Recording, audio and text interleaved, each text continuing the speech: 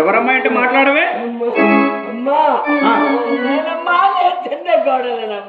అమ్మాయి తిరుపతమ్మ నువ్వా? ఏందమ్మా ఇలా వచ్చావు? అయ్యో అయ్యో అయ్యో అయ్యో అమ్మాయి తిరుపతి,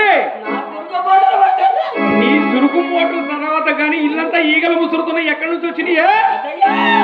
ఇందాక బాగానే ఉంది, నువ్వు వచ్చిన తర్వాత ఈగలు వచ్చినాయేమే? అమ్మో అమ్మో అమ్మో అమ్మో అమ్మో అమ్మో, ఇల్లంతా కూడా శివరక్తం కనిపిస్తుంది. ఈ శివరక్తం ఎక్కడి నుంచి వచ్చింది? అమ్మో అమ్మో అమ్మో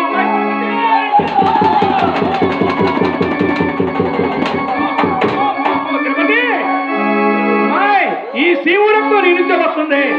నీకు భయంకరమైనటువంటి కుష్టిగా వచ్చిందే తిరుపతి, కుష్టిగా వచ్చింది.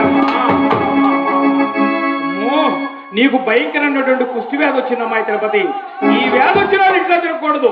ఈ వ్యాధి వచ్చిన వాళ్ళు ఇంట్లో తిరిగితే పక్కన వాళ్ళు కూడా వ్యాధి వస్తుంది. అమ్మాయి ఆ మూలకు జరుగు, ఒక మూల పడి ఉండాలి. అమ్మాయి ఆ మూలకి జరగవే, జరగలేవా? జరగలేవా?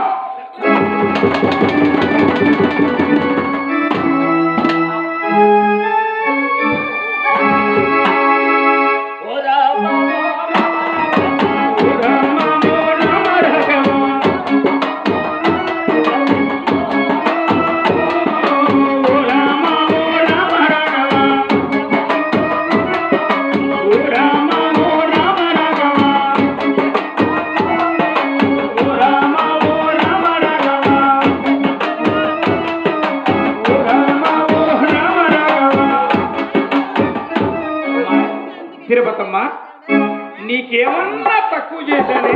ఒక్క మాట చెప్పు. సొంత అన్న బిడ్డవని నెత్తిని పెట్టుకుని చూసుకున్నా. ఆ చంద్రమ్మకి నేను మర్యాదలు నీకు చేశా.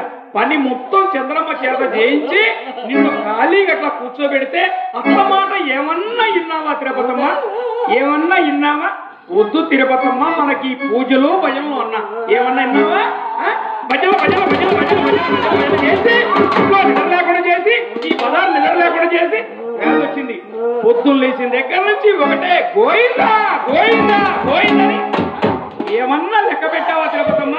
అంతా అయిపోయి వ్యాధి వచ్చిన తర్వాత అత్తయ్య అత్తయ్య మా కాళ్ళు పెట్టుకుంటూ అవుతుందా?